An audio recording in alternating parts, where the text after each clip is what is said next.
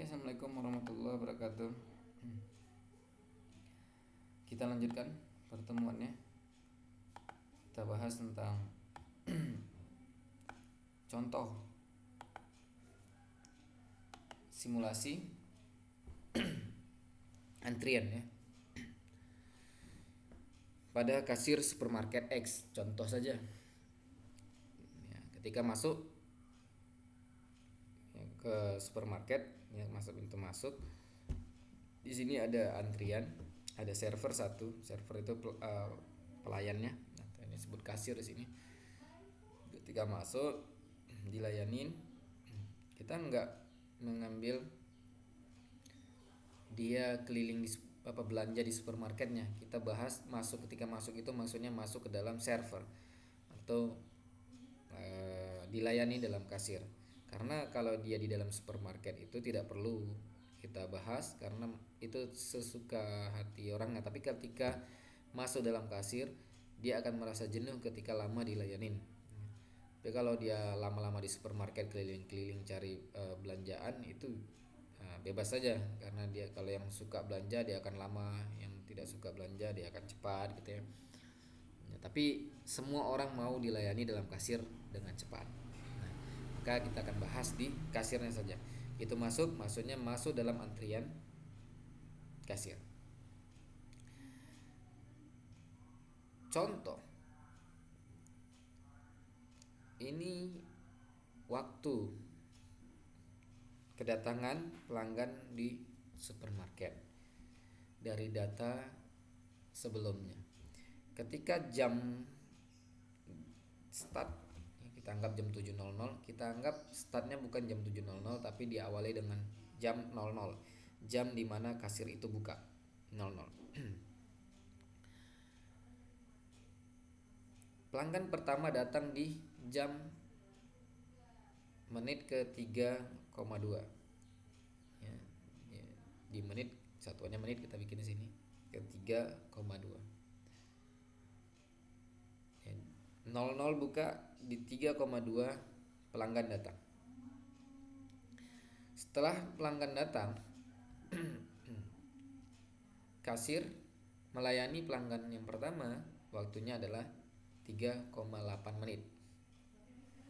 Pelanggan kedua datang jam 10 menit ke 10,9, dilayani 3,5 menit. Dan selanjutnya. Inilah semua waktu kedatangan yang continue. Artinya waktunya akan terus menerus, dibuka 00, datang jam ke menit ke 3,2, datang lanjutnya pelanggan selanjutnya. Ini simulasi untuk waktu yang continue tadi, yang dinamis. Maka kita bisa memprediksi kapan ya waktu keluar ini sebenarnya dapat dicatat ya, tapi kita nggak perlu juga menghabiskan waktu untuk mencatat orang keluar. Jadi kita masuk aja sama waktu di pelayanan itu otomatis di dalam simulasi kita bisa memodelkannya dengan model matematis ya. Maka jam keluar di sini adalah 3,2, masuk dilayanin 3,8, maka di sini adalah 7,0 ya. Waktu tunggu dia gitu datang langsung dilayani dengan waktu ini, dia tunggu nggak ada berarti karena dia pelanggan pertama langsung masuk langsung dia dikerjakan. Nah, waktu di supermarket adalah waktu ini ditambah waktu dia dilayanin gitu ya. Dia hanya waktu dalam antriannya itu sampai dia layani sampai dia selesai hanya 3,8 ya. 3,8 jadi supermarket. Oke. Selanjutnya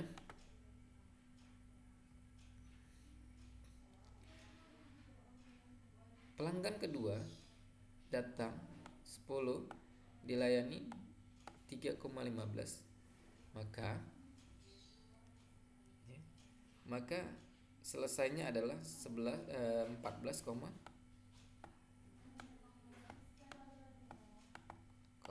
ya. 14,4, 10,9 ditambah 3,5 itu 14,4. Waktu tunggu dia nggak ada. Dia datang keluar jam 7, kasir menganggur. Ketika dia datang langsung dilayani tanpa ada menunggu sebelumnya. Berarti menunggu masih 0. Waktu dia di supermarket 3,5. Artinya supermarket tadi itu waktu saat dilayani di kasir ya. Waktu di belanja tidak dihitung. Dia datang 3.12, dia dilayani 4.2. Berapa jam keluarnya? Ketika dia datang, kasir itu masih belum selesai melayani. 13.32, 13.02 dia belum datang.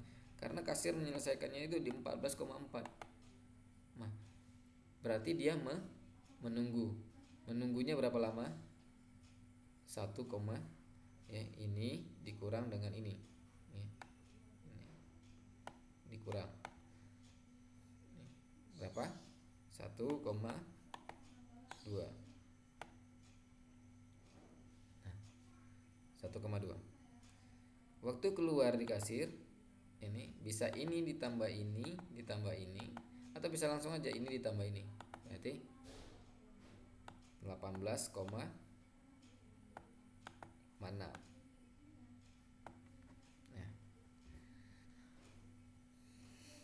waktu di supermarket adalah ya waktu dilayanin sama waktu nunggu. Berarti 6,4 gitu ya. 6,4. Lanjut. Datang pelanggan berikutnya, ini belum selesai. Maka dia menunggu dulu. Menunggunya berapa lama? 18,6 dikurang 14,8. Berapa? 3,8 ya. Ya. 3,8.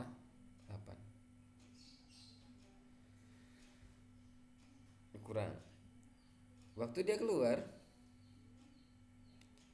14,6 ditambah 3,1. Artinya berapa nih?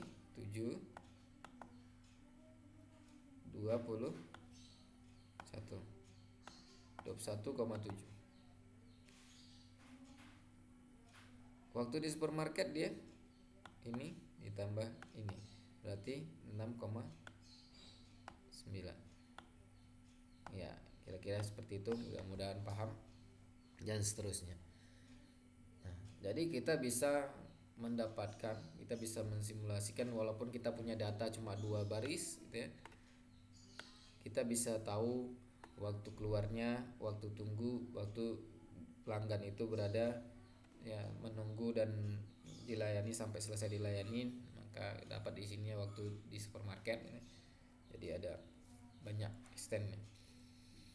Nah, ini contohnya tadi.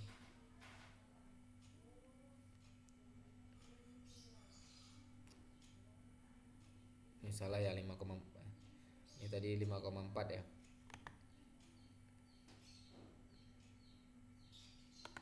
Ini 5,4 karena ini ya 4, ini ya 5,4. Oke, ini dia tadi secara keseluruhan dari hasil hitung-hitung tadi. Kamu bisa menghitungnya nanti di rumah.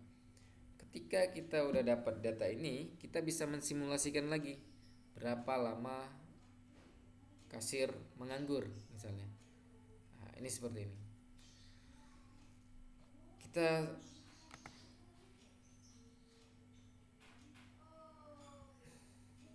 waktu start ini 0,0, ini mulainya. Ini waktu kita urutkan semua waktu yang ada di sini. waktu yang ada di sini dan waktu yang ada di sini. Waktu keluar yang maksud saya nih. Waktu datang dan waktu keluar. Ya, dua waktu ini kita ambil ini mengenai waktu datang dan keluar. Oke. Ini dia startnya, tadi di awal kita udah mulai start.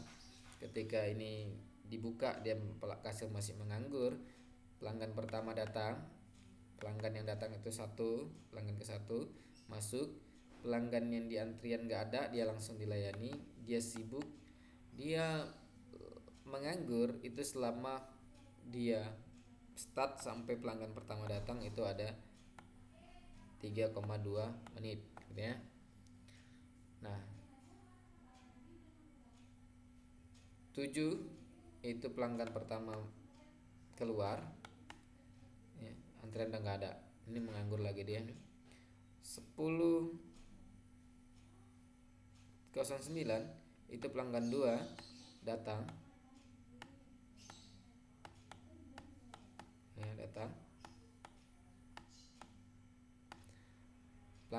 dalam antrian nggak ada, dia langsung masuk di supermarket 1. Ini kasirnya langsung sibuk ya, karena dia langsung melayani pelanggan kedua. Jumlah menganggur adalah ya, dari jam menit ke-7 sampai menit 10,9 berarti ada 3,9 dia menganggur.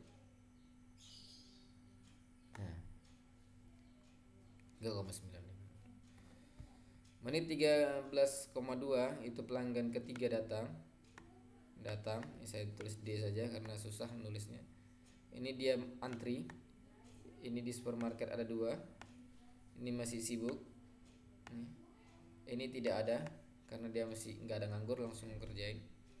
Ini pelanggan 2 keluar. Supermarket tidak ada karena ada keluar. Ini yang pelanggan ketiga tadi masuk ya, dilayanin. Ini sibuk, ini nggak ada lagi. Ini ke-14 siapkan dan selanjutnya seperti itu sampai dia nanti jadi seperti ini.